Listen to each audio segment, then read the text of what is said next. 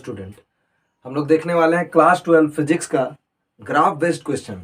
ठीक है, potential difference और करंट के बीच में the variation between potential difference और करंट फॉर हीटिंग फिलामेंट। सबसे पहली बात ना, यहाँ पे ये डायग्राम और ये ग्राफ देखने से पहले ना हम लोग को एक की पॉइंट जानना है। इसने बोला हीटिंग फिलामेंट और heating filament bulb and copper wire, ये सब कहाँ आते हैं? ये सब ओमिक कंडक्टर में आते हैं। ओमिक कंडक्टर में जैसे जो ओबे करता है ओम्स लॉ को, हम लोग ओम्स लॉ को बहुत अच्छे से जानते हैं। V is equal to IR होता है, जहां पे potential difference is directly proportional to current. Potential बढ़ेगा, करंट भी बढ़ेगा, है ना।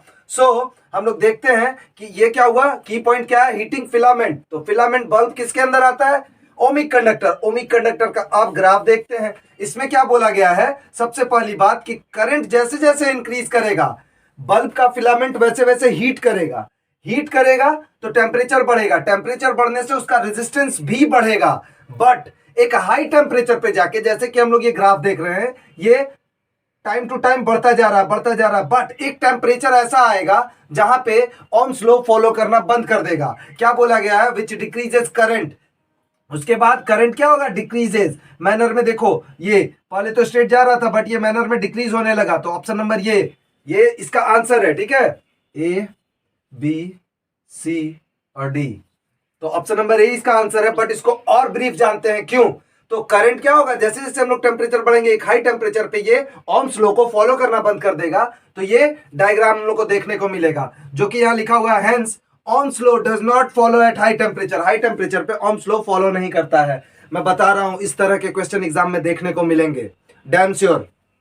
चलो दूसरा क्वेश्चन बोल रहा है कि विच of the following IV graph, मतलब करंट और potential difference graph, represent ohmic conductor. फिर से मैंने बोला ओमिक कंडक्टर, फिर से वही फॉलो कर रहा है। करंट बढ़ेगा, पोटेंशियल डिफरेंस बढ़ेगा, करंट बढ़ेगा। सो ये रहा इसका answer, ohmic conductor. Straight line, जैसे जैसे वोल्टेज बढ़ाएंगे, जैसे कि 4 पे रखा है इसको, इधर भी फिर ये, तो सेम ग्राफ। ये हम लोग लीनियर ग्राफ देख चुके हैं कि डायरेक्टली प्रोपोर्शनल अगर कोई होता है तो लीनियर ग्राफ जाता है। ठीक है, तो ये रहा इसका आंसर।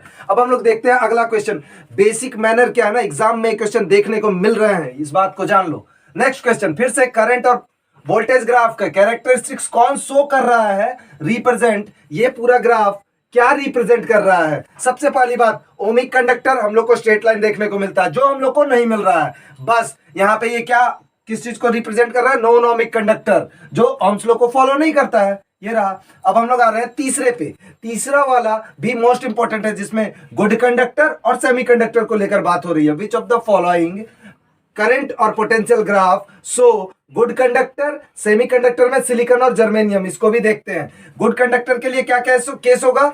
ये तो हम लोग का क्या है, V is directly proportional to I, that is Ohm's law. जो स्ट्रेट लाइन जा रहा है डॉटेड रेड, बट ये जो ग्रीन जा रहा है ये शो कर रहा है क्या? गुड कंडक्टर के डायग्राम को।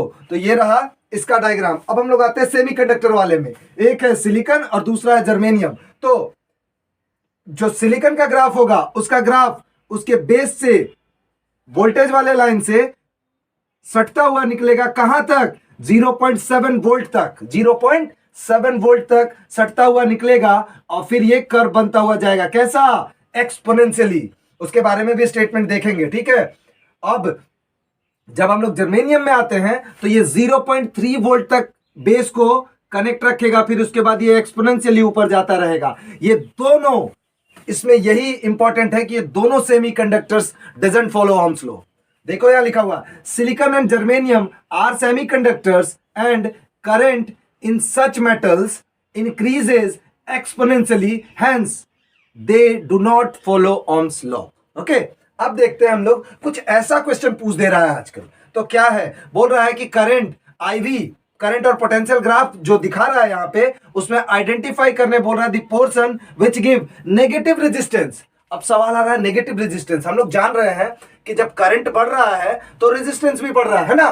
तो हम लोग जब करंट बढ़ाएंगे तो रेजिस्टेंस भी इंक्रीज करेगा। अब सवाल ये है कि रेजिस्टेंस डिक्रीज कहां करेगा? तो करंट डिक्रीज करेगा, रेजिस्टेंस डिक्रीज करेगा। सो यहाँ पे जो स्लोप है ए बी, ये क्या बता रहा है? Ohm's law. इसमें बहुत सारे क्वेश्चन के आंसर हो जाएंगे। Ohm's law, V is equal to I R, ohmic conductor A B, अगर पूछा ऐसा एग्जाम में तो।